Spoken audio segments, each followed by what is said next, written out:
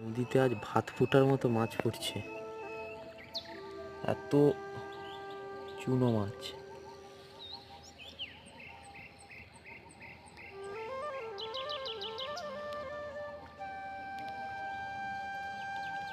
বড় মাছ একটা খাচ্ছে না, ছুট বেশি করে।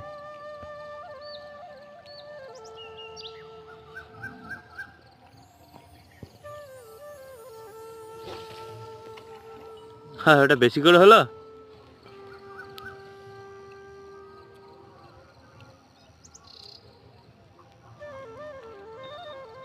সাইডে মাছ দেখ, ও দেখ ছেলা মাছগুলো সে লাফাচ্ছে। ঠিক আছে, কলি জাল পাতলে প্রচুর মাছ পড়বে।